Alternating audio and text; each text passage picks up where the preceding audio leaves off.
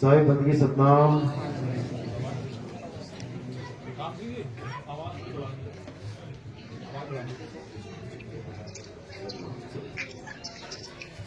साहिब बंदगी सतनाम। तो आज जयपुर में परम पिता परमात्मा के मूल ज्ञान का प्रचार प्रसार होने जा रहा है। बहुत बड़े भाग होते हैं उन जीवों के जो अपने पूरे जीवन काल में एक बार भी इस मूल ज्ञान को सुन पाते हैं, और उससे भी बड़े भाग होते हैं उन जीवों के जो इस मूल ज्ञान को थोड़ा सा भी समझ पाते हैं, बिल्कुल थोड़ा सा भी। क्यों? क्योंकि सुनना आसान है, आए बैठे 1 घंटा सुन के घर वापस चले गए, लेकिन इसको समझना बहुत मुश्किल है। और ये समझ केवल उसी को आता है जिस पर परम पिता परमात्मा की मोहर लगी है। अगर मोहर नहीं लगी है तो आपको कुछ समझ में आने वाला नहीं है। ये सत्संग की पहचान है। जैसे कौवे के घोंसले में कोयल के बच्चे होते हैं, और जब कोयल आके अपनी मधुर वाणी सुनाती है, एक बार भी सुनाती है ना, तो वहीं पर कोयल के बच्चे एकदम जागृत हो जाते हैं। वो आवाज कौवे के बच्चे को नहीं समझ में आएगी। कौवे के बच्चे के सामने वो कूहू कूहू करती जन्म बिता दे, तब भी उसके समझ में नहीं आएगी। और कोयल का बच्चा एक आवाज सुन के अपनी मां के पीछे पीछे चला जाता है, कौवे के घोंसले को छोड़ के। ये महिमा है सत्संग की, ये सबके समझ में नहीं आती है। इसलिए धन्य है भाग जो हमें हमारे जीवन में केवल एक सत्संग भी मिल जाए, क्योंकि अगर पारखी होगा तो एक ही बार में समझ जाएगा, उसका निबेड़ा एक ही बार में कर देगा कि क्या सत्य है और क्या असत्य है। तो आज बहुत बड़ी किस्मत है जयपुर वासियों की, जो यहां पर मूल ज्ञान का प्रोग्राम, मूल ज्ञान का सत्संग हो रहा है। पूरे विवेक के द्वारा इस सत्संग को सुनना है, समझना है, सत्य असत्य का निर्णय करना है, और अपने मालिक के चरणों में कैसे जुड़ना है, कैसे उसमें समाना है, उसको अच्छे से समझना है। तो सत्संग शुरू करने से पहले परमात्मा के नाम पे जयकारा लगाएंगे। बोलिए परमपिता परमात्मा की, सदगुरु बंदी छोड़ कबीर साहेब की, सभी संतों की, सभी भक्तों की, आज के आनंद की, सकल हंस को बंदगी साहेब बंदगी सतनाम। तो कबीर साहब समझा रहे हैं कि जब से ये दुनिया बनी है, जब से ये जग बना है, जब से इसमें जीव आए हैं, ये जीव एक बार भी अपने असली घर, अपने मालिक के घर वापस नहीं जा पाए। जब से ये आए हैं तब से लेके आज तक पता नहीं कितने युग बीत गए।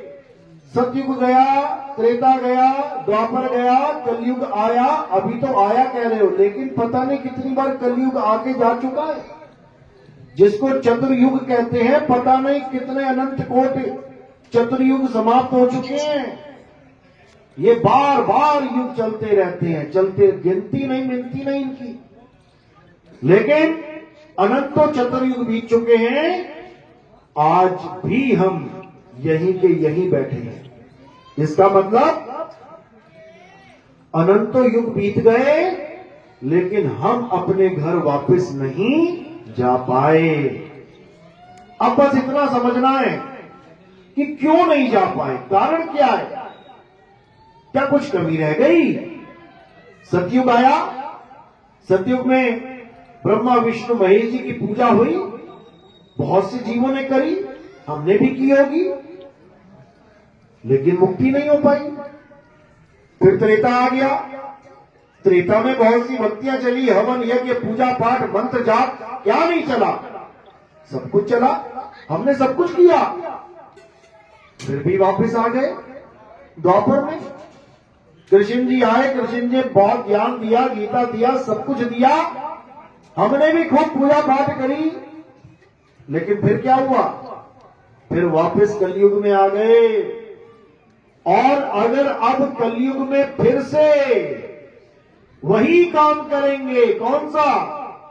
हवन, यज्ञ, पूजा पाठ, मंदिर मस्जिद, यही सब करेंगे, मंत्र जाप, राम राम हरे कृष्णा हरे, यही सब करेंगे, तो क्या होगा?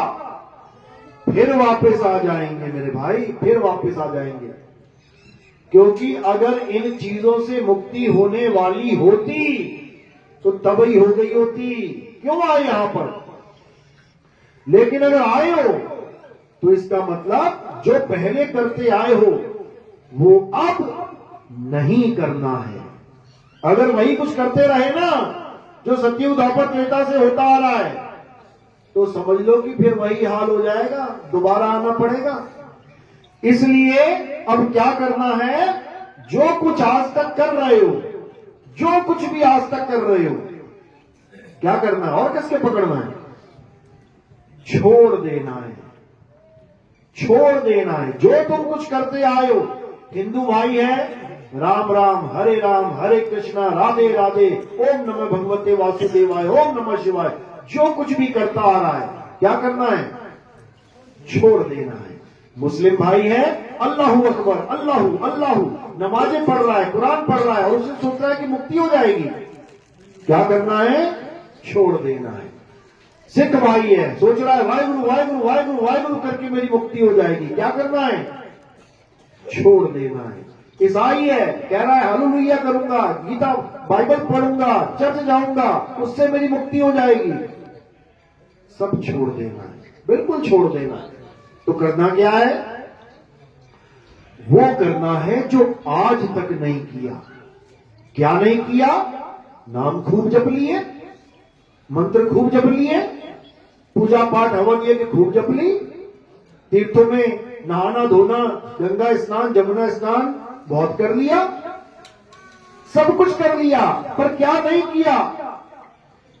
आत्मज्ञान को प्राप्त नहीं किया, इस आत्मा को नहीं जाना, इस आत्मा के बारे में कभी सोचा ही नहीं कि आत्मा नाम की भी कोई चीज होती है। भाई वो क्या है? आत्मा का नाम तो सुना ना सबने? किस किस ने सुना? हाथ खड़े करो जरा। लगभग सभी ने सुना होता है, सभी ने, ऐसा कोई होगा ही नहीं। हर देश में जिसने आत्मा का, रूह का, सोल का, स्पिरिट का नाम ना सुना हो, सबने अपनी अपनी भाषाओं में सुना है, लेकिन कभी सोचा है आत्मा क्या होती है, कैसी होती है? अपनी अपनी आत्मा साथ लेके आए हो? किसी की घर तो नहीं छूट गई कि खाना बनाते बनाते चौके में छूट गई हो, कपड़े धोते धोते बाथरूम में टांग के घर आ गई यहाँ पे? कई लोग कहते गुरुजी कंठी रह गई बाथरूम में, क्यों? नहाते हो उतार दी थी, वही लटकी रह गई। तो कहीं ऐसा तो नहीं कि आत्मा भी वही आ गई हो? सब लेके आए हो आत्मा, पक्की बात है? हाथ लगा के चेक करो जरा। भाई मोबाइल लाए हो, पर्स लाए हो, हाथ लगा के चेक करते हो ना, तो आत्मा लाए हो, हाथ लगा के चेक करो जरा, लाए हो कि नहीं लाए हो? कहां हाथ लगाओगे भाई? लेकिन ये प्रमाणित है कि तुम आत्मा को लेके आए हो। अगर आत्मा साथ ना होती तो क्या होता? पहुंच जाते यहां पे, तुम कभी पहुंच ही ना पाते, रास्ते में पड़े होते, घर में ही पड़े होते, मुर्दा पड़ा होता वहां पे। लेकिन अगर यहां तक पहुंचे हो, इसका मतलब आत्मा की ताकत से यहां पहुंच पाए हो। तो तुम आत्मा को लेके आए हो या आत्मा तुम्हें लेके आई है? सोच लो एक बार। असल में तुम जब तक अपने आप को शरीर मानोगे तब तक आत्मा तुम्हें लेके आई है, और जब तुम अपने आप को आत्मा जान लोगे तो आत्मा शरीर को लेके आई है, और शरीर आत्मा को कहीं लेके नहीं जा सकता, ये भी याद रखना। तो असल में मुद्दा क्या है? जब तक हम अपने आप को शरीर मान रहे हैं तब तक हम आत्मा को पराई वस्तु मान रहे हैं, पराई। और जब हम अपने आप को आत्मा जान लेते हैं तो हम ही आत्मा हैं, हम ही हैं। इसलिए साहिब ने आत्मा को शब्द कह के बयान किया। शब्द, आत्मा और शब्द एक ही चीज है। आत्मदेव और शब्द एक ही चीज है। तो इसलिए साहिब ने जहां तहां अपनी वाणियों में शब्द की महिमा गाई है। शब्द कहते हैं गुरु मेरे सभी बड़े अपनी अपनी ठौर, शब्द विवेकी पार की सो माथे का मोर। इसका मतलब ये नहीं कि शब्द विवेकी पारखी का मतलब जो कबीर साहब के शब्दों को अच्छे से खोल रहा है या अच्छे से उसको गा रहा है या अच्छे से उसको समझा रहा है तो वो शब्द पारखी हो गया। बहुत से कबीर पंथी ऐसे हैं जो शब्द को कबीर साहब की वाणी करके मानते हैं कि सार शब्द क्या है, कबीर साहब की वाणी ही सार शब्द है। सार शब्द क्या है? सार शब्द निर्णय का नामा, यानी कबीर साहब की वाणी का जो निर्णय कर देगा उसी को सार शब्द कहते हैं। बिल्कुल नहीं। सार शब्द क्या है? सार शब्द तुम्हारा आत्म स्वरूप है, उसी को सार शब्द कहते हैं, उसी को सतनाम कहते हैं।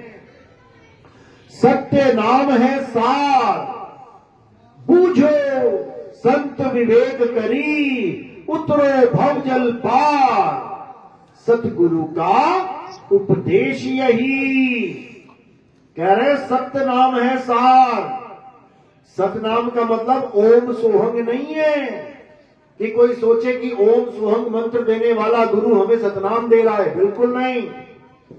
अरे सत्य नाम कोई नाम नहीं कि तुम उसको जपोगे बैठ के।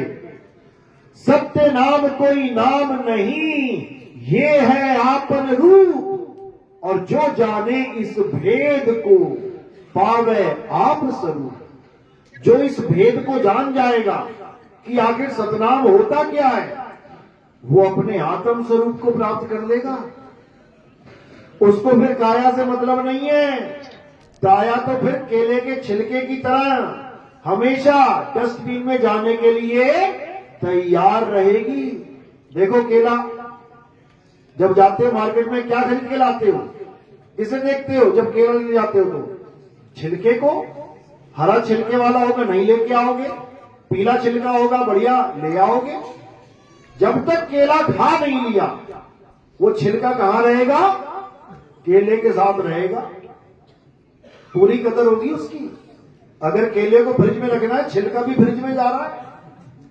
केले को छुपा के रखना, छिलका भी छुपा के रख रहे हो। पूरी कदर चल रही है छिलके की, याद रखना। ऐसे भी छिलके हैं जिनको सजा दिया जाता है। ये देखो ये छिलका सजा हुआ है, केला मत समझ लेना इसे, समझ लो। और जैसे ही तुमने केला खा लिया गप करके, अब छिलका कहां गया?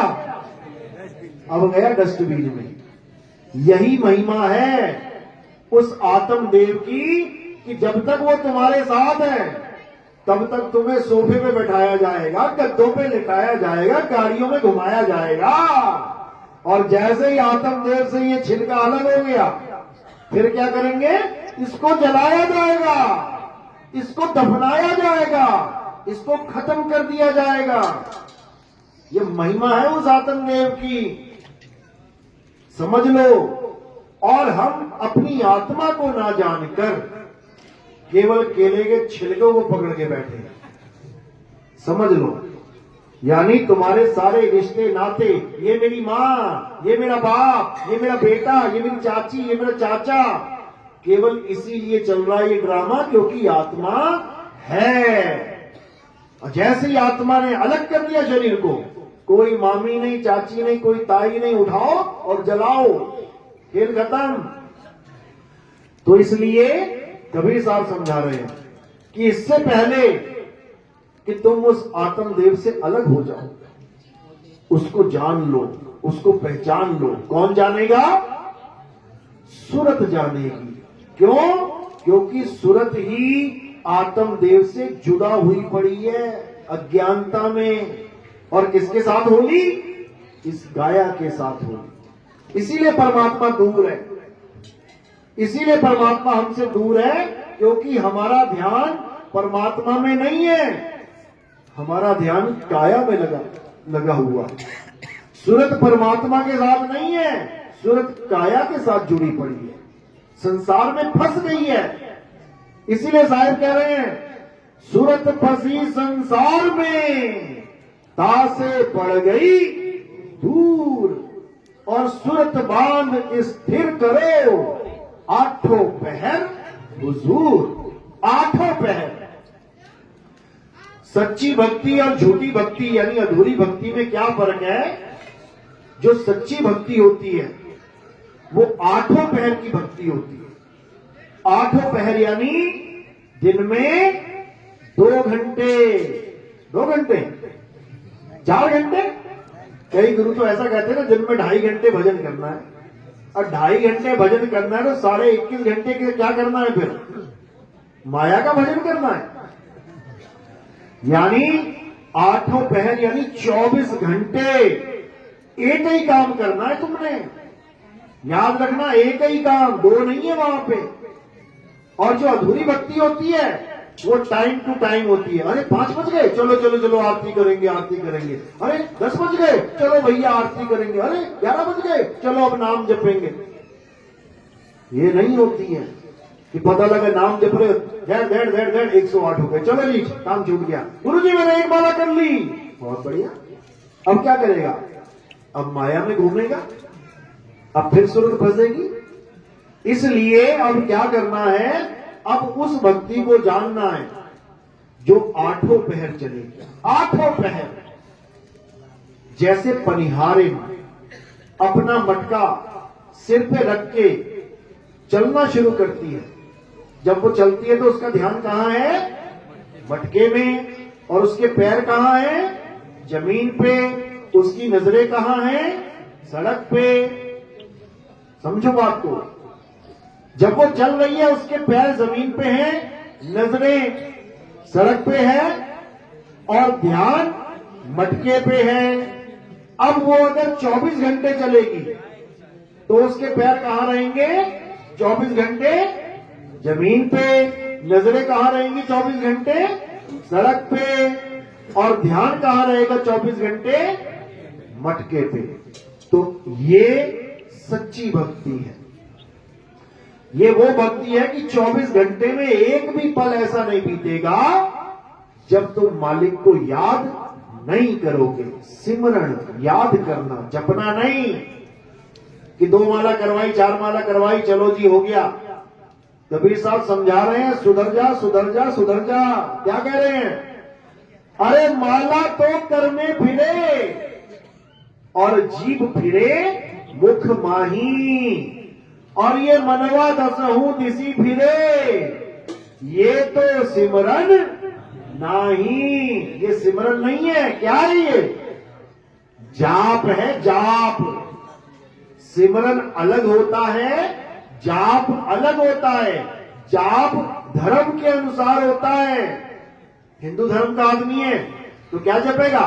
राम राम राम राम राम राम राम राम राम राम, हरे कृष्णा हरे राम हरे राम, राधे राधे राधे राधे। मुसलमान है तो क्या जपेगा? अल्लाहू अल्लाहू अल्लाहू। सिख है तो क्या जपेगा?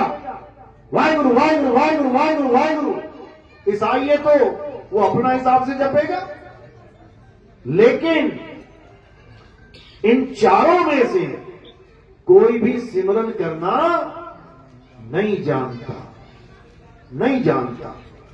तो सिमरन करना बिल्कुल अलग चीज है और जाप करना बिल्कुल अलग चीज है।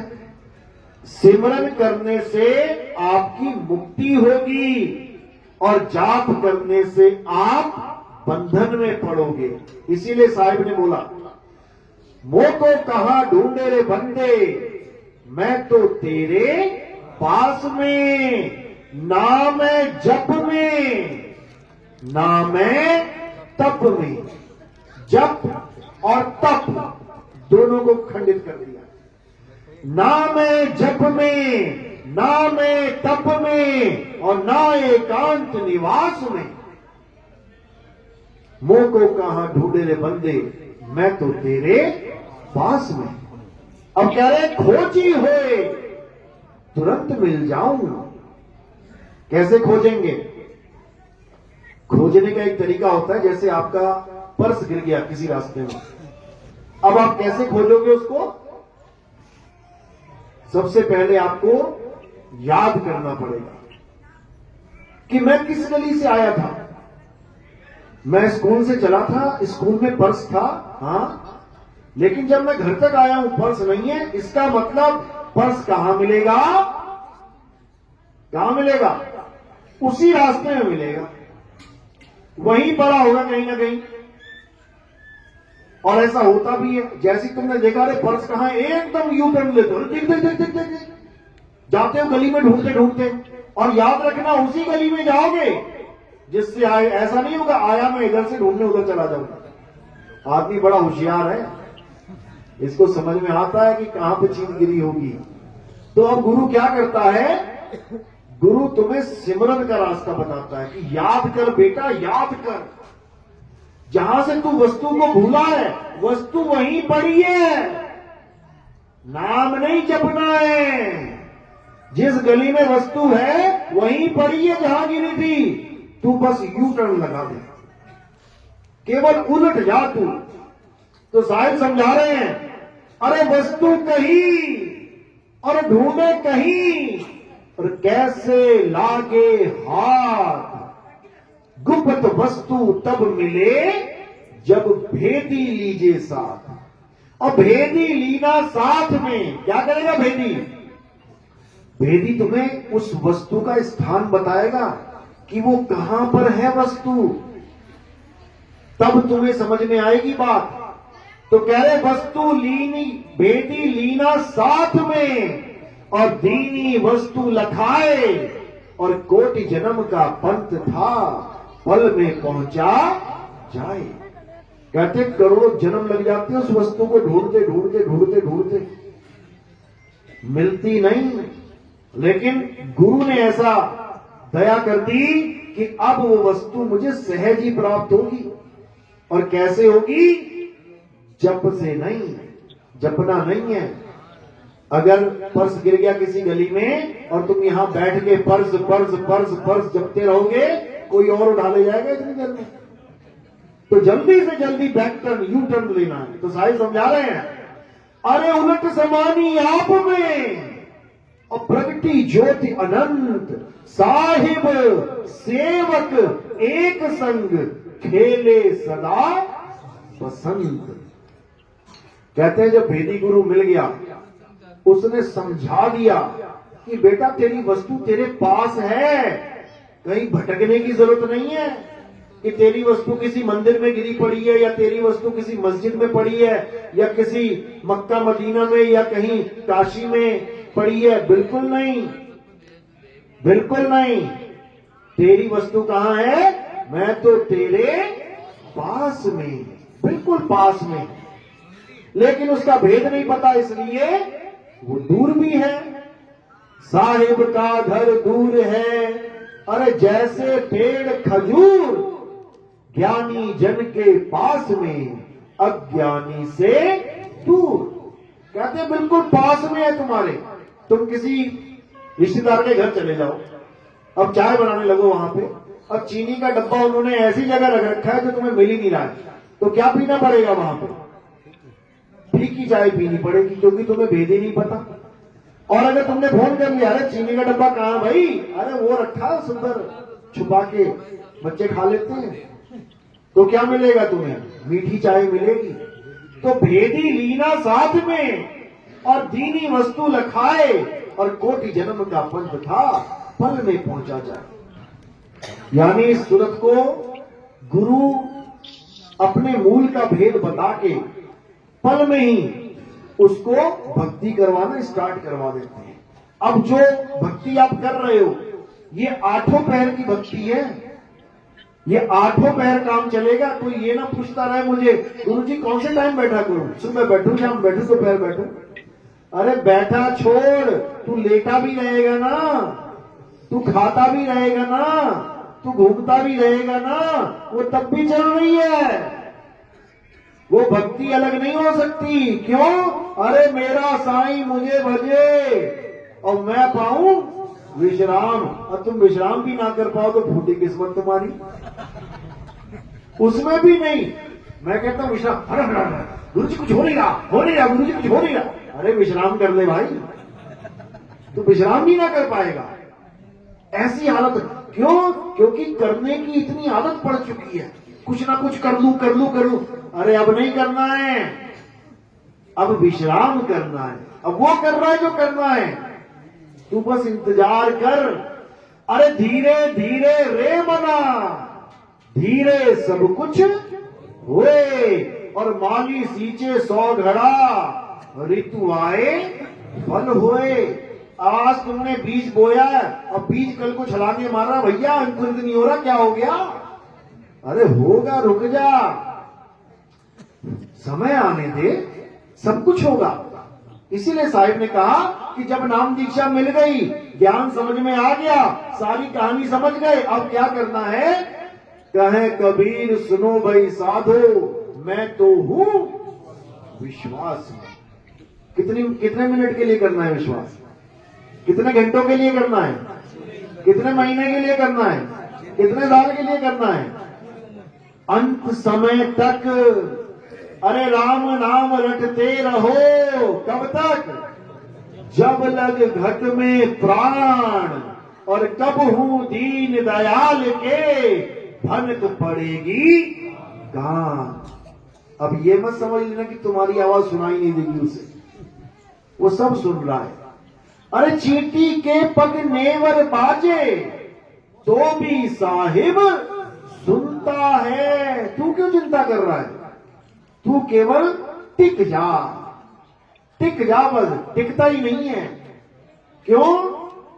बिल्कुल उस बंदर की तरह। बंदर देखो, तुम कहो बंदर टिक जा भाई, कभी ऊपर कभी नीचे, कभी ऊपर कभी नीचे, कभी पाल के देख लेना, पता लग जाएगा। वो टिकता कब है? जब उसकी गर्दन बांध देंगे ना, उसके बाद टिक के बैठ जाएगा वहां पे, क्योंकि उसको पता है अब दौड़ने का कोई रास्ता ही नहीं बचा। इसीलिए जिसका मन अभी भी दौड़ रहा है, नाम लेने के बाद भी, समझ जाना भाई बंदर ही बनोगे जाके। अब बांध लो उसको अच्छे से, यानी द्वार धनी के खड़े रहो और धक्का धनी का खाओ। कब हूं धनी निवाजी है, जो दर छाड़ना। हाँ, तो कितने दर छोड़ के जा चुके हैं पता है तुम्हें? जो दर छोड़ के चला जाता है, अपने माने में तो वो सोच रहा है कि मैं परम विवेकी हो गया, मैं इससे भी आगे बढ़ गया, मैं नितिन दास के भी ज्ञान से आगे बढ़ गया। और असली मायनों में क्या हो गया? अरे आगे खोजे तो गिर पड़े, और पीछे खोजे भुलाए। सार शब्द से आगे खोजे, बांधा जमपुर जाए। जमपुर की तैयारी करो भाई, क्योंकि जो तुम्हें एड्रेस बता दिया गया है वो फुल एंड फाइनल है। उसमें ना तो पौना इंचा कम, ना पौना इंच ज्यादा। याद रखना, जो तुम्हें बता दिया है वो अटल सत्य है। अब तुमने क्या करना है? उस अटल सत्य पे टिकना है। धक्के खूब पड़ेंगे, ये तो साहिब ने वाणी में ही तुम्हें बता दिया। धक्के खूब पड़ेंगे, धक्के खाने की तैयारी करो। जिसके ज्यादा धक्के पड़े, समझना उसका पुष्पों की वर्षा से स्वागत होगा। याद रखना, मटके पे खूब थपेड़े पड़ते हैं। जब कुम्हार मटका बनाता है, उसके बाद उसे खूब पीटता है अच्छे से, और जो अच्छे से पिटाई खाता है वो क्या होता है? वो सबसे अच्छे दामों में मार्केट में बिकता है जाके, क्योंकि उसको पूरा गोल कर दिया जाता है। तो ये मालिक की महिमा है। जिसके ज्यादा थपेड़े बज रहे हैं, समझ जाना कि गोल हो रहा है बढ़िया से, और ऐसे करके निकालेंगे कि क्या बात है। जैसे सोने को जब शुद्ध किया जाता है, क्या किया जाता है? तपाया जाता है। अब सोना कहे ये तो मेरा दुश्मन है, गुरु ऐसा थोड़ी नहीं होता, आग में डाल दिया मुझे। तो नितिन दास भी खूब थपेड़े मारता है अच्छे से। चेला वही है जो गुरु के थपेड़े सहे और अपने अंदर जो कमी है उसको ठीक कर ले, उसके बाद उसकी कीमत पड़ जाती है। हीरा भी घर की चोट खाता है। सोचो, जो महारानी के महाराजा के मुकुट पे जाके बैठेगा, पहले लोहे का घन खाएगा, वो ऐसे ही नहीं चढ़ जाएगा सिर पे। तो जब लोहे का घन पड़ेगा, अगर हीरा होगा तो सह लेगा, और कांच होगा तो टूट जाएगा, निकल जाएगा। तो जो हमारे पर्दे से निकल जाते हैं उनको गलती से भी हीरा मत समझ लेना कि अरे बड़े विवेकी बंदा था, वो पता नहीं कहां चला गया। विवेकी बंदा तो कहीं जा सकता है? नहीं जा सकता। इसका मतलब वो दिखावे का विवेकी था, वो कोशिश कर रहा था दिखावा करने की, लेकिन वो टिक नहीं पाया। क्यों? क्योंकि यहां पे दिखावा चलेगा ही नहीं। यहां तो असली घन पड़ेगा, नकली घन नहीं पड़ेगा, थर्माकोल वाला जो फिल्मों में पड़ता है। यहां लोहे वाला पड़ेगा, बढ़िया वाला, और पूरी तसल्ली करा देगा। तो इसी को साहिब ने बोला है कि सत्य और असत्य का जब निवेड़ा होता है तो कष्ट तो बहुत आते हैं भाई, बहुत कष्ट आते हैं। वो तुम्हारी परीक्षा होती है कि ये थोड़े से कष्टों की वजह से सत्य को छोड़ के असत्य में जा रहा है, या सारे कष्टों को सह के निर्मल हो रहा है, पवित्र हो रहा है, कुंदन बन रहा है। ये तो परीक्षा सबकी होनी है, याद रखना। और जो बेचारे परीक्षा में फेल हो जाते हैं वो तुम्हें वापस कहीं ना कहीं खड़े मिलेंगे, कोई माता के दरबार में, कोई पिता के दरबार में, कोई दादा के दरबार में। जो थोड़ा सा भी कष्ट नहीं सह पाते वो चले जाते। कोई बताता है कि फलाना वहां पे ऐसे ऐसे होता है, वहां पे बकरा चढ़ा दे, सारे कष्ट दूर हो जाएंगे। महाराज जी जाके बकरा चढ़ा देते हैं। क्यों? पुरानी जो दिमाग में गंदगी भरी पड़ी है कि भगवान किसी जीव को कत्ल करवाने से खुश हो जाते हैं और तुम्हें खुशियां दे देंगे। अरे भैया, इस दुनिया का नियम है, जो करोगे सो भरोगे। यहां तुम्हें हर बंदा ये समझा रहा है कि कर्म अच्छे करो, पाप कर्म मत करो, किसी जीव की हत्या मत करो। तो तुमने कैसे सोच लिया कि भगवान जीव हत्या से खुश हो जाएगा? ऐसा बिल्कुल नहीं है। इसलिए सबसे प्रेम करना है, सबको मालिक का बच्चा समझ के प्रेम करना है। सब तुम्हारे भाई हैं, लेकिन जहां सत्य असत्य का निर्णय आ जाए वहां कोई भाईचारा नहीं है। अब ये नहीं कि लठ बजा दो सिर पे उसके, यानी वहां पे पक्षपात भी नहीं करना है। ऐसा नहीं सोचना है मेरा भाई भी ईसाई है, मैं भी ईसाई हूं, अरे नितिन दास बात तो सही कर रहा है, लेकिन नहीं, हम तो ईसाई रहेंगे। ईसाई रहो, लेकिन सत्य को समझ के रहो। हिंदू रहो, मैं कोई धर्म चेंज थोड़ी नहीं करवा रहा हूं किसी का। हिंदू है, हिंदू रहो, लेकिन सत्य को समझ के रहो। मुस्लिम है तो मुस्लिम रहो, मैं ना बदलवाता तुम्हारा नाम, लेकिन सत्य को समझ के मुस्लिम रहो। इसी प्रकार सिख है तो सिख रहो, लेकिन सत्य को समझ के सिख रहो। तो क्या होगा? जब सत्य को समझ लोगे तो पहले तुम केवल हिंदू थे, अब क्या बन गए? अब सच्चे हिंदू, क्योंकि सच को समझ लिया। तो जब सच्चे हिंदू बन गए तो क्या बन गए? सनातनी हो गए। हिंदू और सनातनी में जमीन आसमान का फर्क होता है। जो सत्य को नहीं समझ पाते वो हिंदू हैं, और जो सत्य को समझ लेते हैं वो सनातनी हैं। जो सत्य को नहीं समझ पाते वो मुस्लिम हैं, और जो सत्य को समझ लेते हैं वो सच्चे मुस्लिम हैं। अब तुम कहोगे सच्चा मुस्लिम और झूठा मुस्लिम भी होता है? होता है। नहीं तो मुसलमानी देशों में किसी भी मुस्लिम को फांसी पे ना चढ़ाते वो लोग। मुस्लिम ही मुस्लिम को फांसी पे चढ़ा रहा है। क्यों? क्योंकि जो फांसी पे चढ़ रहा है वो सच्चा मुस्लिम नहीं है, तभी तो चढ़ रहा है वो। सच्चा मुस्लिम ही कभी फांसी पे चढ़ेगा क्या? नहीं चढ़ेगा। इसी प्रकार सच्चा सिख और केवल सिख में फर्क है। इसी प्रकार केवल ईसाई और सच्चे ईसाई में फर्क है। इसी प्रकार भक्ति और सत भक्ति में फर्क है। इसी प्रकार गुरु और सतगुरु में फर्क है। गुरु तो घड़े हैं, जितने मर्जी ढूंढ लो, यूट्यूब खोलो, गुरु ही गुरु, गुरु ही गुरु। कहो तुम खोल के कल तुम गुरु जी बन जाओ। कितना देर लगता है? कुछ भी नहीं लगता है।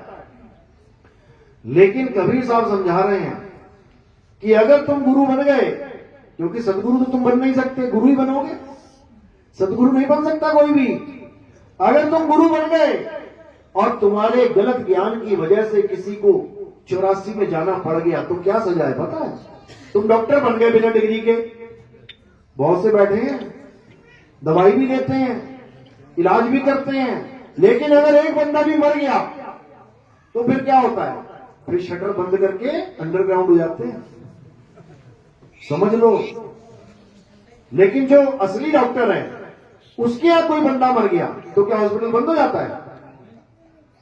नहीं होगा, क्योंकि वो डिग्री लेके बैठा है भाई। इसी प्रकार गुरु और सदगुरु में क्या फर्क है? ये जितने गुरु बैठे हैं ये केवल ज्ञान को पढ़ के, ज्ञान को समझ के गुरु बैठे हैं बन के।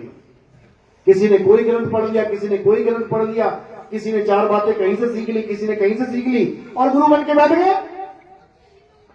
लेकिन जो सतगुरु होता है वो किताबों का गुलाम नहीं होता है, उसके पास क्या होता है? अनुभव ज्ञान होता है। उसको किसी किताब से मतलब ही नहीं है, वो चाहे तो बिना ग्रंथों के ही तुम्हें पूरा सत्संग सुना दे। लेकिन हमारी बुद्धि का लेवल इतना छोटा होता है, हम उसी से प्रमाण मांगने लग जाते हैं। हमारे साथ भी यही हुआ था। जब मैं आया ना सत्संग करने तो लोगों ने सबसे पहले यही सवाल रखे कि जो आप बोल रहे हो क्या प्रमाण है? मैंने कहा भाई अब मैं कहां से लेके आऊं, कौन सा प्रमाण है मेरे पास? फिर मैंने क्या किया, फिर मैंने ग्रंथ खोजने शुरू किए, देखो तो सही है क्या लिखा है ग्रंथों में। और जब मैंने ग्रंथों को पढ़ा तो पता लगा जो मैं बता रहा हूं वही सारे ग्रंथ बता रहे हैं, कुछ अलग है ही नहीं। यानी जब शुरुआत मैंने करी तो केवल अनुभव ज्ञान के आधार पर जब मैंने सत्संग किया तो तुम ही लोगों ने परेशान कर दिया मुझे। कई लोग कहते हैं नितिन दास तो ग्रंथों से सत्संग करता है, मैं तो एक भी ना करता। लेकिन मजबूरी है, क्योंकि तुम्हारी बुद्धि का लेवल अभी उतना नहीं है कि तुम मेरी बात को समझ पाओ। इसलिए मुझे नीचे से शुरू करना पड़ रहा है, इसलिए मुझे गीता खोल के समझानी पड़ रही है। बताओ मैं क्या गीता वाला दिखता हूं तुम्हें? क्या मैंने माथे पे पीला टीका लगा रखा है या पीले कपड़े पहन के राधे राधे कर रहा हूं मैं? लेकिन हमने जो गीता समझाई वो राधे राधे करने वाले कॉपी करने लग गए। बताओ, अरे हमारा कोई लेना ना देना गीता से मतलब नहीं, कुरान से हमारा कोई मतलब नहीं, बाइबल से हमारा कोई मतलब नहीं, किसी ग्रंथ से हमारा कोई मतलब नहीं, लेकिन हमारे द्वारा जो समझाया जा रहा है ये लोग उसी को कॉपी करने लग जा रहे हैं। अच्छी बात है, अच्छी बात है, कम से कम इसी बहाने एक तक तो पहुंचेंगे। अभी तक तो अलग अलग हो गए, अब एक तक आएंगे।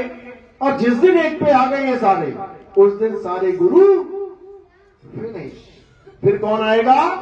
फिर वो आएगा जिसकी महिमा के लिए ये सारे ग्रंथ गाए गए हैं, ये सारे वेद पुराण गीता भागवत ये सारी सब महिमा जिसकी गा रहे हैं। किसकी गा रहे हैं? उस देवों के देव महादेव, उस आत्म देव की महिमा गा रहे हैं सारे। लेकिन किसी को समझ में ही नहीं आ रही। कब समझ में आएगी? जब मूल ज्ञान को समझ लेंगे। और मूल ज्ञान बोलने वाले कौन है? सदगुरु बंदी छोड़ कबीर साहब हैं। कबीर साहब हैं, वो बताते हैं मूल ज्ञान क्या है। और जब वो बताते हैं तो सारा संसार नतमस्तक होकर सुनता है। ये उनकी महिमा है। इसीलिए बोला गया है और ज्ञान सब ज्ञानड़ी, कबीर ज्ञान सो ज्ञान। और जैसे गोला तोप का खाली करे मैदान। तुम छुटपुटिया बंदूकों से लड़ोगे तो आज देख लो 1 साल हो गया यूक्रेन का और रूस की लड़ाई, 1 साल हो गया। 1 सेकंड में खत्म हो सकती है। कैसे? वो गोला आ जाए बस एक बार, एक ही गोले में स्वाहा, खत्म। लेकिन छुटपुटिया गोली चल रही है, साल छोड़ 10 साल चला ले। मैं ये नहीं कह रहा परमाणु बम मार देना वहां जाके, वहां ज्ञान का गोला चलेगा। क्योंकि उनका झगड़ा किस बात पे है? उस मैटर को सॉल्व कर दो। 2 भाई लड़ रहे हैं आपस में, तीसरा क्या कह रहा है? अरे एक अभी ना एक हो सकते, इनको कोई एक ना कर सकता। क्यों नहीं कर सकता? एक तरफ से आए हैं, एक घर में आए हैं, एक मां और एक पिता के बच्चे होके आए हैं, एक क्यों नहीं हो सकते? हो सकते हैं। कब? जब उनका मैटर सॉल्व हो जाए। वो जिस बीज को पेड़ बना के बैठे हैं उस बीज का नाश कर दे मेरे भाई। मैटर एक सॉल्व हो जाएगा, दोनों का झगड़ा खत्म। इसी प्रकार इस संसार में जितना भी ज्ञान चल रहा है और जिस ज्ञान की वजह से आपस में लड़ाई हो रही है, झगड़े हो रहे हैं, लठ बज रहे हैं, गोली चल रही, तलवारें चल रही हैं, क्या वो ज्ञान किसी काम का हो सकता है? किसी काम का। इसलिए उस ज्ञान को खत्म करने के लिए एक गोला आएगा और उस गोले का नाम क्या है? ब्रह्मास्त्र। सुना है? ब्रह्मास्त्र। बस ये ब्रह्मास्त्र की जगह ब्रह्मशास्त्र आएगा, यानी सबसे बड़ा शास्त्र आएगा और सारी दुनिया को एक कर देगा। उसी को बोला है कबीर ज्ञान, मूल ज्ञान। तो साहिब ने यही समझाया कि काल भगवान ने, इस मन ने लोगों को अलग अलग भक्तियों में उलझा रखा है, अलग अलग धर्मों में, अलग अलग नाना प्रकार के पंथों में उलझा रखा है।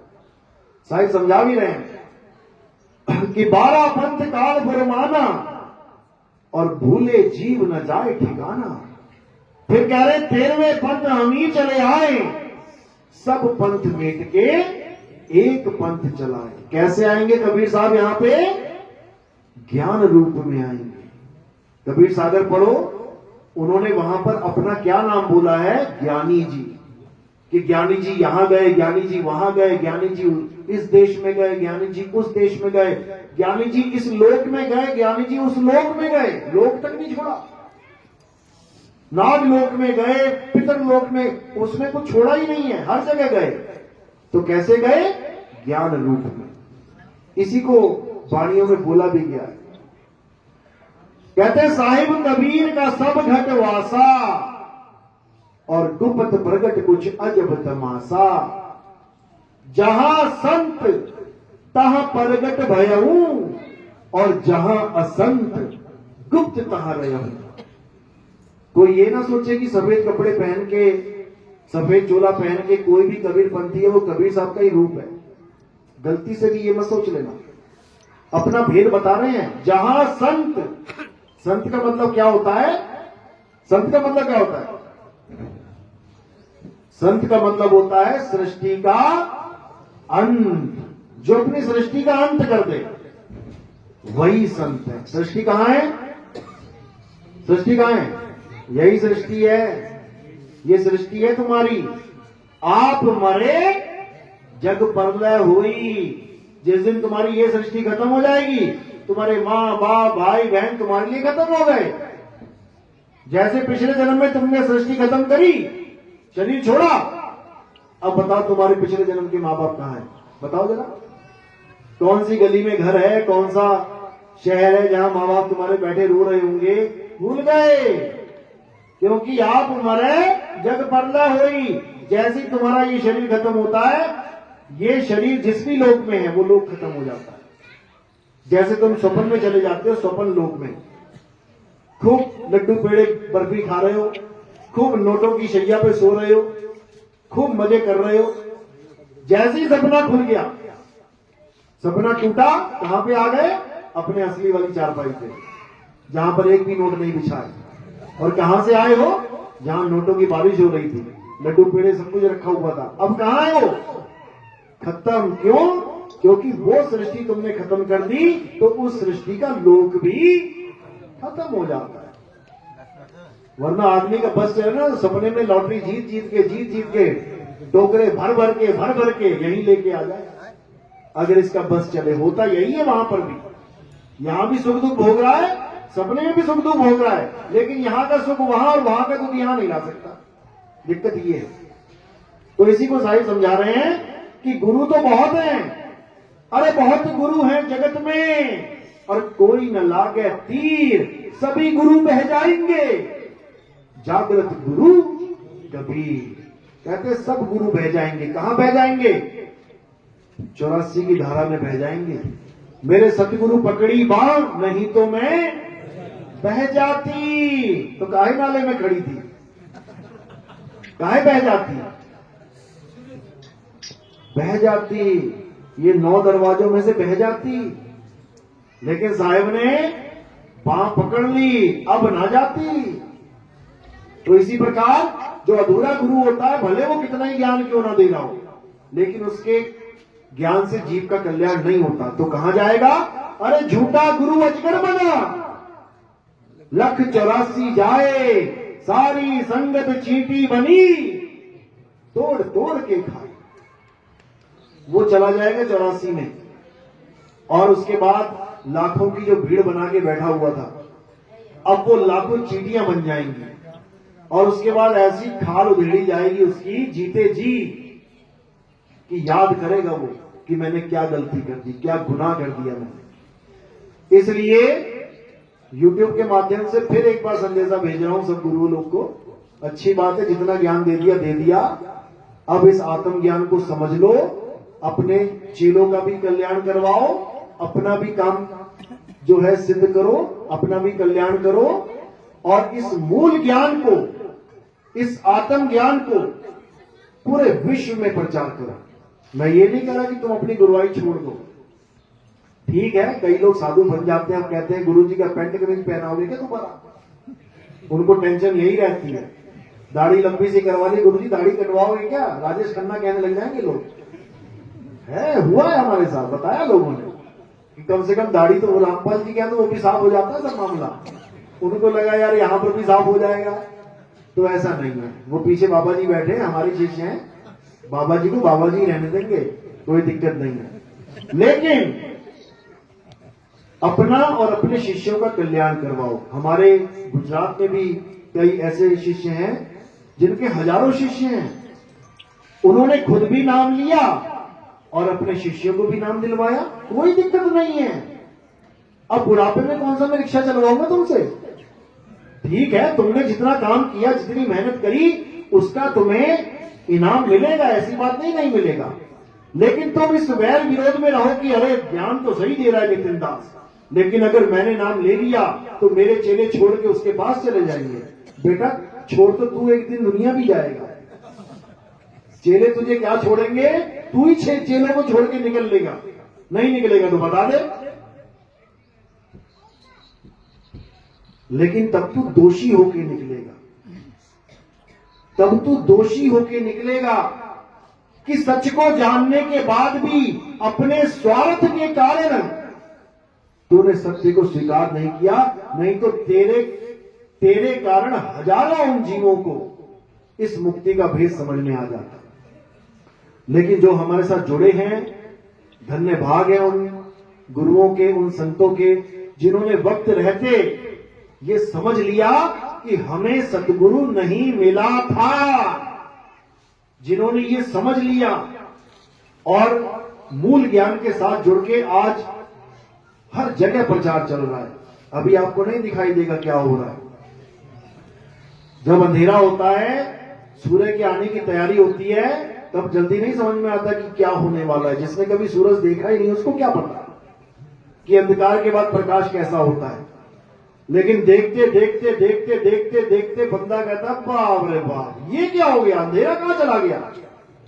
तो इसी प्रकार साहिब ने क्या बोला कि जब वो मूल ज्ञान आएगा, जब वो सत्य ज्ञान आएगा, तो सारे संसार का अंधकार खत्म हो जाएगा, ये सारा अज्ञान बह जाएगा।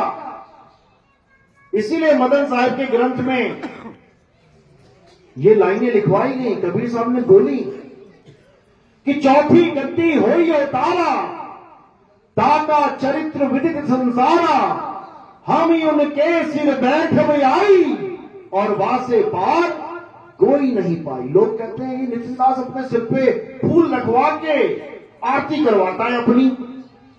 अरे मेरे भाई, अगर नितिन दास अपनी आरती करवाता होता ना तो अपने चरणों में फूल रखवाता। मेरे सिर पे रखने का क्या मतलब है? क्या तुम किसी के सिर पे रख के आरती करते थे आज तक? कभी नहीं। ये उसकी महिमा है कि नितिन दास उसकी आरती करवाता है, जो सिर पे बैठा हुआ है ये उसकी आरती चल रही है। और ये ग्रंथों में प्रमाणित है कि जब आखिरी अवतार आएगा तो उसकी महिमा होने से पहले उसकी पूजा आरती शुरू हो जाएगी। ये भविष्य मालिका में लिखा हुआ है, समझ लो। आज से कितने 100 साल पहले ये उस शब्द गुरु की तरफ जिक्र है, मेरी तरफ मत देखो। तो तुम मुझे मरवा दोगे फालतू में। ये शब्द गुरु की महिमा है कि उसकी आरती लोग करेंगे बिना उसे जाने, बिना उसे पहचाने। राम जी की आरती हुई राम जी को पहचानने के बाद, कृष्ण जी की पूजा हुई सारी लीलाएं करने के बाद। अब शब्द गुरु की आरती क्यों हो रही है? क्या हो गया तुम्हारे साथ? क्या करवा दिया उसने तुम्हारे साथ? कोई लीला दिखाई क्या? लेकिन फिर भी आरती हो रही है। ये महिमा है उसकी, यानी बिना कुछ किए ही वो महिमा पाएंगे। ये भविष्य मालिका में दर्ज है, मैंने नहीं लिखा भैया, उड़िया भाषा में लिखा है। मुझे ना आती उड़िया, लेकिन सब धर्मों में उसकी महिमा गाई गई है। ईसा मसीह के धर्म वाले ईसाई महिमा गा रहे हैं। ईसा मसीह आएंगे, ईसा मसीह आएंगे, आएंगे। तो तुम क्यों प्रचार कर रहे हो? रुक जाओ ना, वो आगे खुद कर लेंगे। तुम क्यों मिशनरियां बनी हुई है? तुम क्यों गली गली में हल्ला मचा रहे हो? अरे उनके लिए भी तो कोई काम छोड़ दो यार। वो क्या करेंगे फिर आके? क्यों? पैसे का धंधा, नोट का धंधा। मुसलमानों में कहा जाता है इमाम मेहदी आएंगे, पूरी दुनिया में सबको मुसलमान बना देंगे। और कुरान हदीस में लिखा है कि ऐसा समय आएगा जब हर जगह तबाही होगी, चिड़िया जमीन पे उतरेगी लेकिन उसको सूखी जमीन नहीं मिलेगी उतरने के लिए, इतना खून बह जाएगा। तो फिर मुसलमान किसे बनाएंगे? वो ये सारे मरी जाएंगे, तो वो मुसलमान किसे बनाएंगे भाई? किसी को समझ में नहीं आ रही, क्योंकि ये गुप्त भेद है। ये इसलिए लिखे जाते हैं, भविष्य इसलिए बताया जाता है। हमारा भी एक भविष्य पुराण है, पता है ना? कल की अवतार नाम सुना किसी ने? कल की अवतार किसने सुना है?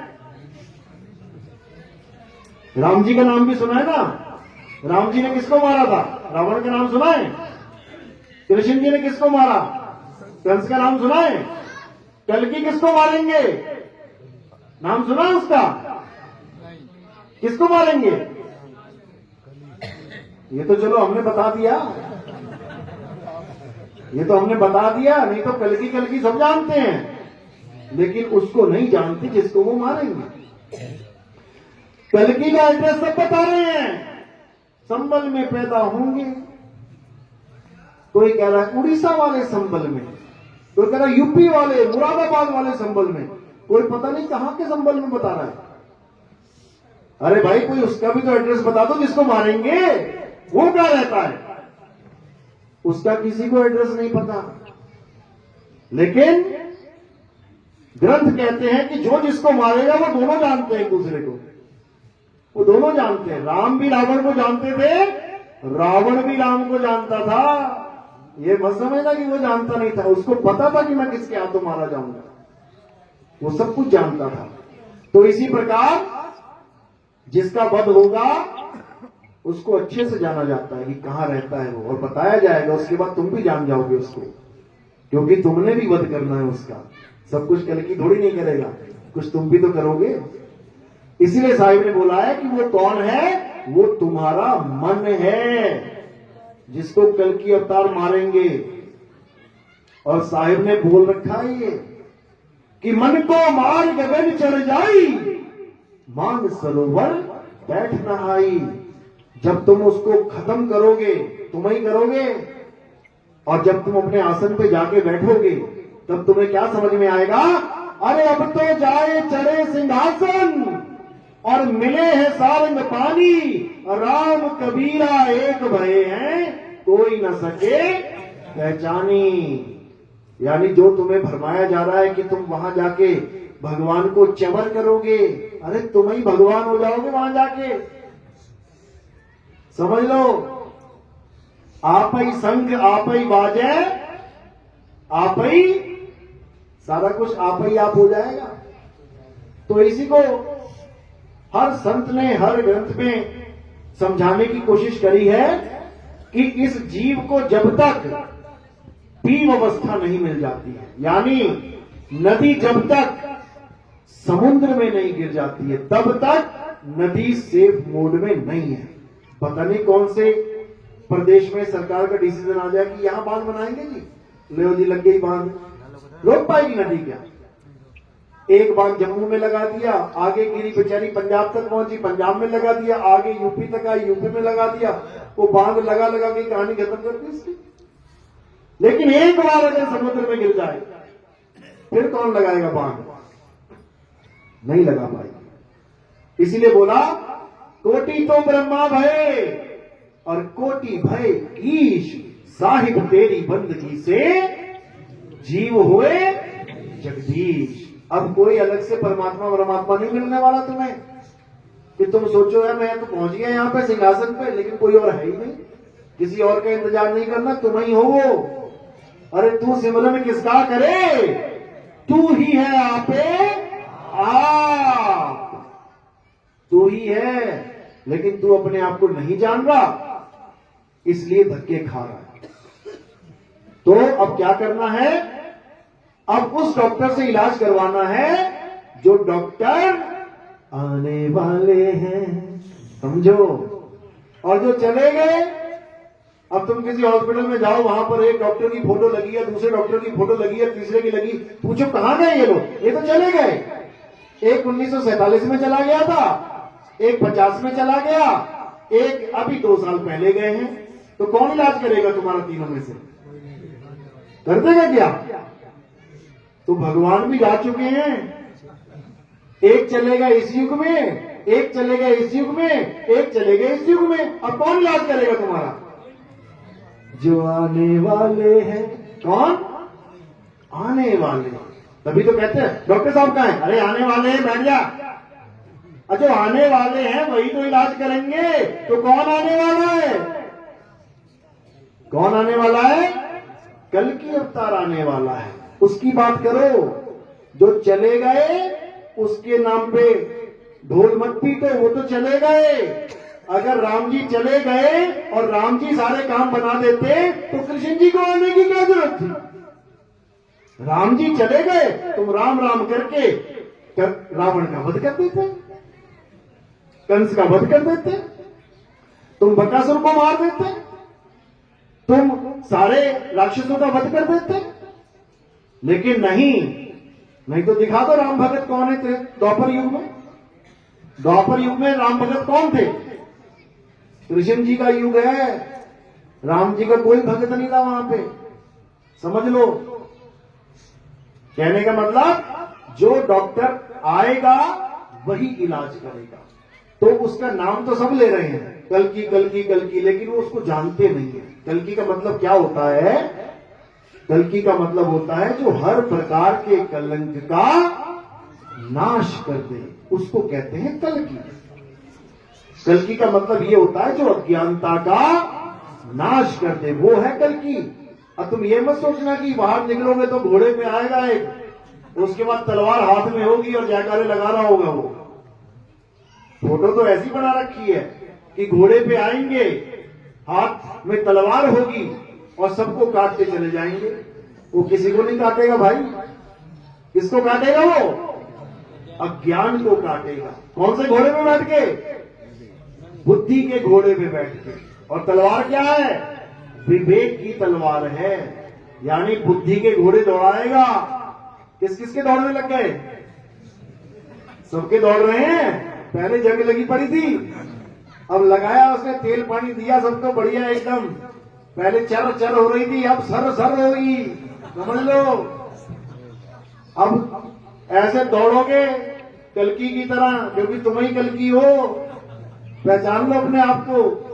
घोड़े पे बैठ के तलवार लेके जब तुम दौड़ोगे ना तो तुम्हें कोई पकड़ नहीं पाएगा, और जो भी अज्ञानी आएगा उसका तुम सफाया करते चले जाओगे। समझ लेना। तो वो और कोई नहीं, वो ज्ञान रूपी कल्कि है जो सब में प्रकट होगा। सब में, जब तुझ में राम मुझ में राम सब में राम समाया, तो तुझ में कल्कि मुझ में कल्कि क्यों नहीं हो सकता? हो सकता है। अब ये मत समझना कि तुम ही कल्कि हो, तुम ही कल्कि हो। याद रखो इस बात को। इसमें भी 2 भेद हैं, यानी एक होता है अपना कल्याण करना ज्ञान के माध्यम से, एक होता है ज्ञान के अहंकार में डूब के मर जाना। समझ लो, ज्ञान भी मोक्षदायक है, ज्ञान ही बर्बाद करने वाला भी है।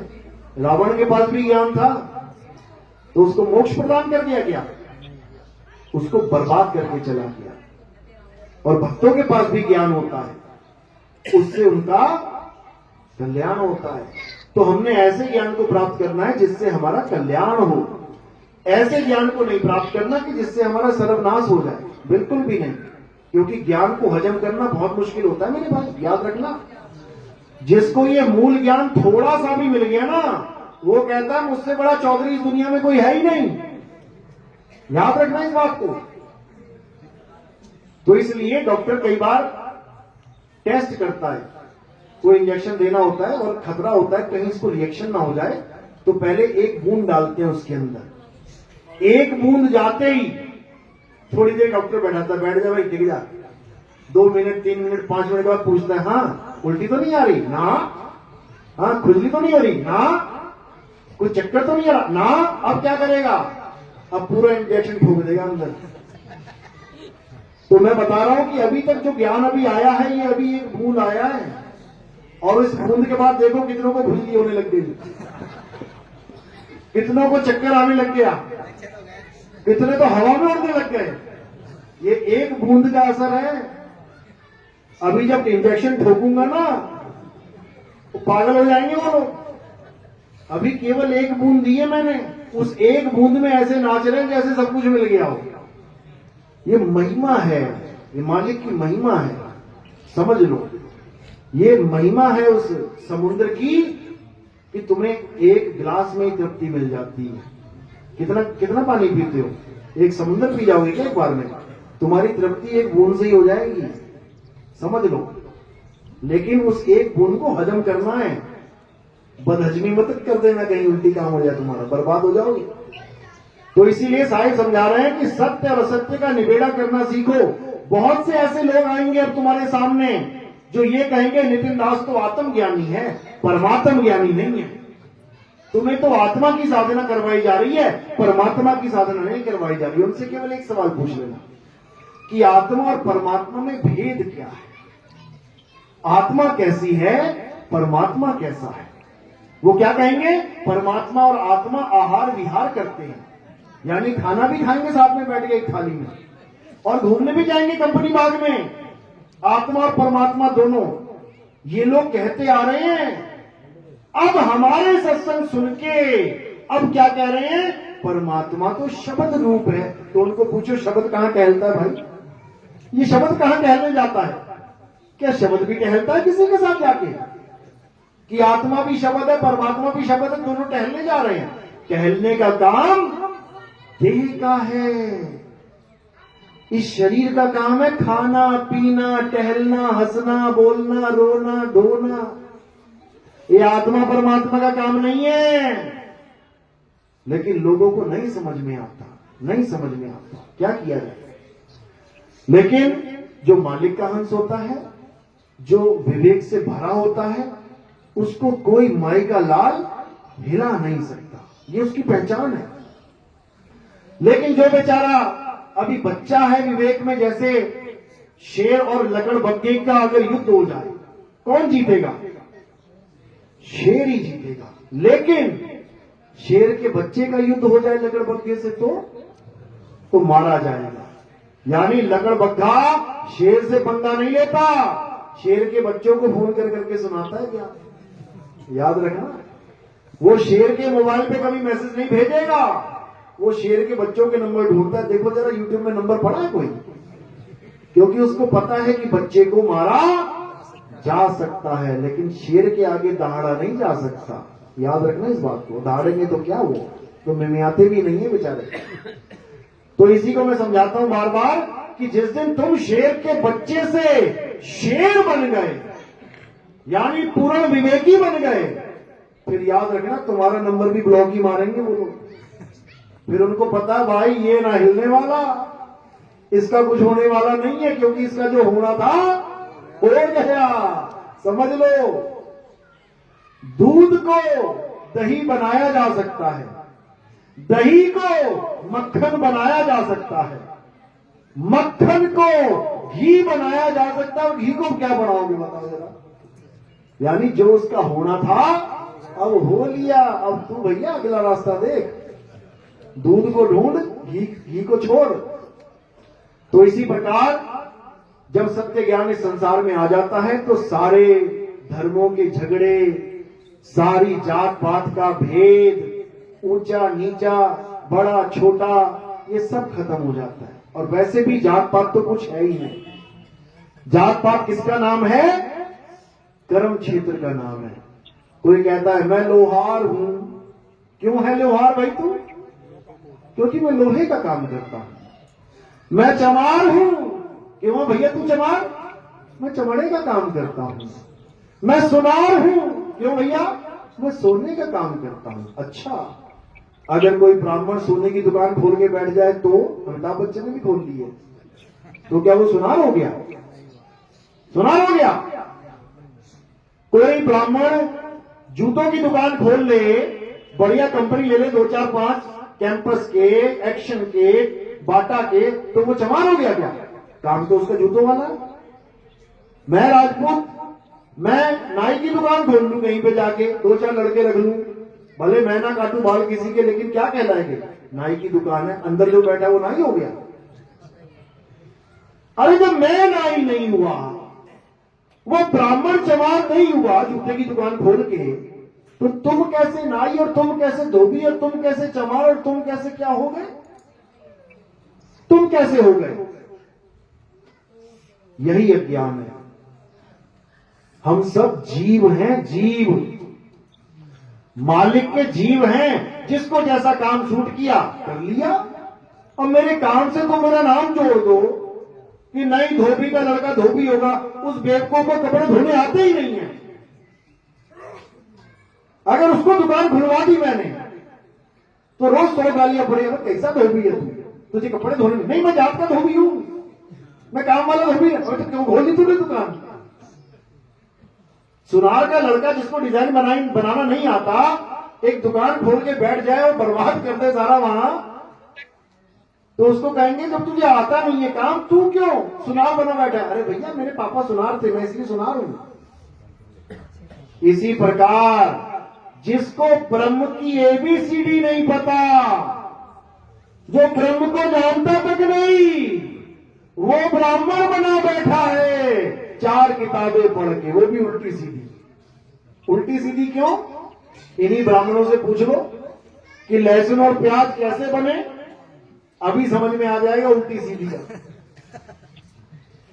एक कहता है कि गाय की हड्डी और गाय का मांस जहां गिरा वहां लहसुन और प्याज हो गया, समझ में आता है। हड्डी का डिजाइन अलग होता है, मांस अलग होता है। एक कहता है अमृत की 2 बूंदें गिरी, राहु ने पी ली थी, उसका गला काट दिया, अमृत की 2 बूंदें गिरी, एक लहसुन और एक प्याज हो गया। अरे मेरे भाई, जब अमृत की बूंदें दोनों एक सी थी, एक ही उसका कंपोजिशन होगा, तो एक लहसुन और एक प्याज कैसे बन गया? या तो दोनों लहसुन बन जाती या दोनों प्याज हो जाते। किसी के घर में कुतिया पली थी, बच्चे होने वाले थे, 2 बच्चे हो गए, एक कुत्ता हो गया, एक बिल्ली हो गई है। क्या बात कर रहे हो? ऐसे कैसे हो गया? अगर ये नहीं हो सकता तो वो भी नहीं हो सकता, समझ लो। लेकिन ये मूर्खों के सरदार गुरु बने बैठे हैं, और सामने जनता का तो विवेक में क्या बोलूंगा फिर? जब गुरु मूर्खों का सरदार बना बैठा है तो जनता कहां होगी? खुद ही समझ लो। लेकिन यहां ये दाल नहीं गलेगी किसी की। यहां पर एक सत्य है, गुरु के लिए भी वही सत्य है, शिष्य के लिए भी वही सत्य है, उसमें कोई मतभेद नहीं है। और अगर कोई मतभेद होता है तो वो एक पंथ में नहीं है। फिर पंथ अलग हो गया भैया, फिर 12 पंथ में चले गए तुम, फिर 13वें पंथ का ज्ञान तुम्हारे लिए नहीं है। और कोई गलती से ये ना सोचे कि अरे गुरु जी से ज्ञान तो ले ही लिया है, कौन गुरु कैसा गुरु, ज्ञान तो मिल ही गया है, काम तो बन ही जाएगा, अब कुछ भी बोलने लग जाओ यूट्यूब पे। तो मेरे भाई, कर्ण भी ऐसा सोच के बैठ गया था एक बार। कर्ण भी ये सोच के बैठ गया था, चलो गुरु जी से ज्ञान मिल जाए, झूठ बोल के ले लेते हैं। और उसने ले भी लिया कि नहीं लिया? तो उसके बाद क्या हुआ? हालांकि हम शराब किसी को नहीं देते, लेकिन जो विधि का विधान है वो समझाने के लिए बताया जाता है। यानी जो उस युग में विधान था वही विधान इस युग में भी काम करता है। जो गुरु से झूठ बोल के नाम लेते हैं या गुरु के ज्ञान से अलग कुछ ज्ञान देने लग जाए कि चलो भले मैं अलग दे रहा हूं लोगों को इकट्ठा करने के लिए, लेकिन नाम गुरुजी वाला ही काम आ जाएगा मेरे, अंत समय में मेरी मुक्ति हो जाएगी, तो क्या होगा? क्या शराब पिलाता करण? जब तुझे इस ज्ञान की सबसे ज्यादा जरूरत होगी तब ये ज्ञान तू भूल जाएगा। ले ले ज्ञान, कर ले कल्याण। तो इसी प्रकार जो ये सोचते हैं कि हम कुछ भी बकवास करते रहें, नितिन दास का ज्ञान तो हमारे पास है ही है, लगा लेंगे चप्पू, चला लेंगे चप्पू, ना चलेगा। समझ लो, वो किश्ती का चप्पू नहीं चलेगा कि तुम सोचोगे पार हो जाओगे, फिर तो नैया डगमगाएगी। इसलिए मेरे भाई, गलती से भी ये मत सोच लेना कि तुम परमात्मा के आगे होशियार बने हो, होशियारी मार लोगे। नहीं मार सकते, बिल्कुल नहीं मार सकते। इसीलिए गुरु की महिमा गाई गई है कि गुरु को कीजिए दंडवत, कोटि कोटि प्रणाम, कीट न जाने भृंग को, गुरु कर ले आप समान। अब गुरु को तो भृंगी के साथ खड़ा कर दिया, जोड़ दिया गया, और चेलों को क्या बना दिया? कीट पतंगे। समझ लो। लेकिन आजकल के चेलों को कह देना अरे कीट पतंगे, तो वो कहेंगे हमें भैया ऐसा गुरु चाहिए जो हमारी इज्जत करे। समझ लो, मैं ये नहीं कह रहा कि हम कीट पतंगे बोलेंगे किसी को, लेकिन आज के टाइम में चेला ऐसा गुरु ढूंढ रहा है कि गुरु मेरी इज्जत करे। समझ लो इस बात को। असल में इज्जत वो जीव नहीं चाह रहा है गुरु से। कौन चाह रहा है? मन चाह रहा है। और जीव को समझ ही नहीं आ रहा है, जीव को ये समझ में ही नहीं आ रहा है कि मुझे इज्जत चाहिए थी कि मुझे मुक्ति चाहिए थी। जिसको फांसी होने वाली है वो क्या कह रहा है? जो उसको खाना देने आ रहा है, हो इज्जत से दिया कर भाई, इज्जत से कर मेरी बात। और ये नहीं पता लटकने वाला है थोड़े दिनों में, जो लटकने वाला है वो इज्जत ढूंढ रहा है, इज्जत ढूंढ रहा है वो। लेकिन याद रखना है कि इस बार तुम्हें ऐसा गुरु मिला है जो तुम्हारी छोड़ो अपनी इज्जत नहीं करता, वो बेइज्जती में खुश है। निंदो निंदो मोको लोग निंदो, अरे निंदा जन को बहुत प्यारी, निंदा बाप निंदा महतारी। समझ लो, यहां इज्जत नहीं मिलेगी किसी को, अच्छे से धोया जाएगा। तो इसी को समझना है, यानी कि हमने मान सम्मान अपमान से ऊपर आ जाना है। अगर तुम मान अपमान सम्मान से ऊपर नहीं आ पाए तो समझ लेना कि तुम एक अदृश्य शक्ति की कैद में हो, और उस अदृश्य शक्ति का नाम है अलग निरंजन। याद रखना।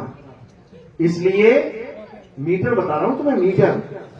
जैसे तुम बाइक चलाते हो ना, तुम्हें कोई कहे कि 100 की स्पीड में आना, तो क्या देखते आते हो? पेड़ कितनी तेजी से जा रहे हैं पीछे, या जमीन कितनी जल्दी जा रही है पीछे, क्या देखते हो?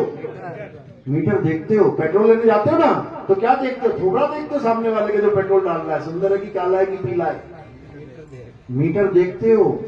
तो इसी प्रकार एक मीटर देता हूं मैं तुम्हें, तुम्हें पता लगता रहेगा कि तुम कितने आजाद और कितने बंधन में हो। जब बहू को सास की बात से गुस्सा आता रहे तो समझ जाना अभी तुम जाल में फंसे हुए हो। जब सास को बहू की बातों से गुस्सा आता रहे तो समझ जाना कि अभी बेटा काल के जाल में ही हो।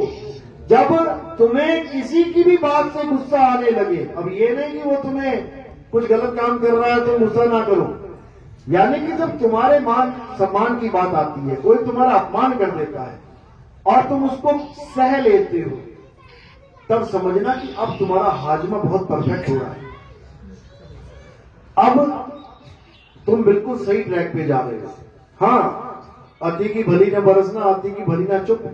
अति का भी इलाज है हमारे पास, ऐसी बात नहीं है, लेकिन शुरुआत ऐसे ही होनी चाहिए। यानी एक्शन का रिएक्शन एक साथ नहीं करना चाहिए। कई लोग कहते हैं हमारे घर में झगड़े बहुत होते हैं, क्या करें जी? झगड़े इसलिए होते हैं क्योंकि एक्शन का रिएक्शन बहुत जल्दी हो जाता है तुम्हारा। 10 दिन का गैप दे दो, केवल 10 दिन छोड़ो, 1 दिन का गैप ले लो कि आज जो बात हुई है तुमने पलट के नहीं बोलना है, कल को बोल देना। जो तुम आज जवाब देना चाहते हो आज मत देना, कोई बात नहीं, कल को दे देना। देके देख लेना, दोनों ट्राई कर लेना। जो आज तुम जवाब दे दोगे तो आज बात का बतंगड़ बन जाएगा, और जब तुम कल जवाब दोगे उसी बात को दोहराओगे, कहो जो आज गलत बोल रहा है कल माफी मांग ली तुमसे कि माता जी गलती हो गई। एक दिन वो यही सोचती रहे कि यार सासू मां कुछ बोल ही नहीं रही है, ऐसा क्या हाजमा बढ़िया हो गया इसका, कुछ बोल ही नहीं रही है, आज तक तो फटाक से बोल देती थी। वही कल को अपनी गलती का एहसास करके कहो माफी मांग ले। तो जब युगों युग तक इंतजार किया लोगों ने, बाली को मारा, बाली ने 1 युग इंतजार किया, तब आके कृष्ण जी को मारा उसने। तो तुम 1 दिन का इंतजार कर लो, सारा मैटर सॉल्व हो जाएगा। ये छोटी मोटी कहानियां मुझे मत सुनाया करो, मेरे पास बहुत बड़ी बड़ी वाली कहानियां हैं। ये तुम्हारी कहानियां सुनने का टाइम नहीं होता मेरे पास। आधे से ज्यादा फोन इसी में आते हैं, गुरुजी आज करवा चौथ का व्रत है, रख लो क्या? ऐसे फोन आते हैं, गुरुजी आज ग्रहण लग रहा है, कर लो क्या जो करते थे? अरे भाई ये हमारा काम ही नहीं है, इसी काम में रहना तो यहां क्यों आए हो? तो अब आगे बढ़ना है। आगे बढ़ने वालों को विवेकी कहा जाता है, पीछे बढ़ने वालों को अविवेकी कहा जाता है, मूर्ख कहा जाता है। तो आगे की बातें जानकर अब पिछली क्लास में मत बैठो। तुम्हारा बच्चा स्कूल जाता है, जब शुरू शुरू में कितने खुश होते हो तुम, मेरा बेटा स्कूल जाने लगा, स्कूल जाने लगा। और अगर 10 साल उसी क्लास में रहे तो कहोगे मर जाने, आगे क्यों नहीं जाता? यही मरेगा क्या? 10वीं में मरेगा 10 साल, अरे आगे क्यों नहीं जाता? वही हाल तुम्हारा है, सारी उम्र मंदिर में ही रहोगे क्या? अरे आगे क्यों नहीं जाते? सारी उम्र मस्जिद ही जाओगे क्या? अरे आगे क्यों नहीं जाते? सारी उम्र पूजा पाठ करते रहोगे क्या? अरे आगे क्यों नहीं जाते? तो आगे कहां जाना है? आत्मज्ञान में आना है, आत्मज्ञान को जानना है। हे अर्जुन, जो अपनी आत्मा में रमण करते हैं, जो अपनी आत्मा में तृप्त हैं, जो अपनी आत्मा में संतुष्ट हैं, अपनी आत्मा में, अर्जुन मेरी आत्मा के पीछे मत पड़ जाना, अपनी आत्मा के बोला गया है। जो अपनी आत्मा में रमण करते हैं, आत्मा में रमण करना है, रेत में रमण नहीं करना। वृंदावन में एक जगह है, उसका नाम रखा है रमण रेती। रेत में रमण कर रहे हैं, अरे रेत में तो 84 लाख में रमण करना ही है। 84 लाख में रेत में रमण करते आए। कुत्ता कोई बेड पे थोड़ी सोता है, कि सुअर डंडक के गद्दे पे सोता है, कि गाय भैंस बढ़िया शानदार गद्दों पे सो रही है। रेत में ही रमण कर रही है। नाली के कीड़े से लेके बड़े से बड़ा हाथी रेत में ही घूम रहा है बेचारा। ये तो केवल एक इंसान है जो गद्दे पे सो रहा है मजे से। चाहे तो कुत्ते को भी सुला ले गद्दे पे, इतनी बड़ी महिमा है इंसान की। यानी रेत में रहने वाले को गद्दे में सुला ले, सड़क पे घूमने वाले को ऑडी में बैठा ले, ये इंसान की महिमा भी है भाई। लेकिन अपनी दुर्गति जो हो रही है उसको बर्बाद होने, उसको बचा नहीं पा रहा है, और जीवों के सोच रहा है कि उसको मैं थोड़ा बढ़िया जीवन दे दूं। पहले अपने बारे में सोचो। बचाता वो है जो पहले खुद बचा होता है। फौज में जब लड़ना सिखाया जाता है तो केवल गोली चलाना नहीं सिखाया जाता, बचना सिखाया जाता है। पहले बचोगे तभी तो मारोगे किसी को। और चौधरी बन के खड़े हो गए, मार गोली, ले मार दी, मर गया, अब क्या करें? तो डिफेंस बहुत जरूरी है। इसी प्रकार तुम्हारा भी डिफेंस बहुत जरूरी है। यानी सेफ मोड में आ जाओ। हवाई जहाज में यात्रा करोगे तो उसमें भी बोला जाता है कि अगर वायु का दबाव कम हो जाए, सांस ना आए, तो यहां से ये अपने आप गिरेगा नीचे, मुंह पे लगाने वाला मास्क दूसरों की मदद करने से पहले कृपया अपना मास्क अच्छे से पहन ले। पता लगा दूसरों को दबा रहा है, मास्क दिला रहा है, खुद ही बेहोश होकर गिर गया, फिर क्या होगा? इसलिए सबसे पहले तुम सेल्फ डिफेंस में आ जाओ। और सेल्फ डिफेंस कहां है? साहिब कहते हैं सूरत समाये शब्द में, वाको काल ना खाए। पहले तुम सेव हो जाओ, उसके बाद करो अपना जो करना। चलो, तो आज का सत्संग यही समाप्त करते हैं। किस किस को मेरी बात समझ में आई? कुछ पता भी लगा कि हवाई फायर चल रही थी ऊपर से? बहुत अच्छी बात है, बहुत बढ़िया। मालिक की दया है, ऐसे ही विवेक जागता रहे और दूसरे लोगों का विवेक ऐसे ही आप जगाते रहें और इस संसार में एक ऐसा मुहिम चले जिसकी हम सबको बहुत जरूरत है। बड़े बड़े देश जो टेक्नोलॉजी की बातें करते थे, आज वो एक दूसरे पे बम फोड़ने की बातें कर रहे हैं। जो टेक्नोलॉजी को बेच बेच के करोड़पति हो गए, आज वो उन्हीं लोगों को मारने की बातें कर रहे हैं जिनकी वजह से वो करोड़पति हुए। क्या करोगे करोड़ रुपया? तुम्हारे पास अरबों रुपया हो जाए और तुम अकेले ही रह जाओ मार्केट में, तो क्या करोगे? किसको पैसा दोगे और क्या खाओगे, क्या पियोगे? मरना है क्या? तो ये सब कब खत्म होगा? जब हम एक दूसरे को समझेंगे, एक दूसरे को जानेंगे और एक मालिक की बंदगी में आ जाएंगे, तो सारा झगड़ा खत्म हो जाएगा। और मालिक एक ही है, और झगड़ा भी इसीलिए चल रहा है कि वो मालिक एक है। मुसलमान कह रहा है हिंदू को मान ले, परमात्मा एक है। इसी बात का झगड़ा है, समझ लो। एक एक कहकर भी सब अनेक हुए पड़े हैं। बस झगड़ा इस बात का है कि तू उसको राम मत बोल, अल्लाह बोल, तब मुझे खुशी मिलेगी। अरे भैया, उसका नाम राम भी है। कुरान में अल्लाह के 100 नाम लिखे गए, तो 100 क्यों लिखे गए जब एक ही नाम है उसका? तो 100 नाम लिखे गए, तुम 100 बता दो कौन कौन से नाम है। मुसलमानों को 100 नाम भी नहीं पता होंगे, ऐसे मुसलमान बैठे हैं। तो फिर उसके सारे नाम है, अनंत नाम है, लेकिन नाम वाले को जानना है, नामों को नहीं जानना है। वो नाम वाला एक ही है। तो इसी के साथ आज का सत्संग यही समाप्त करते हैं।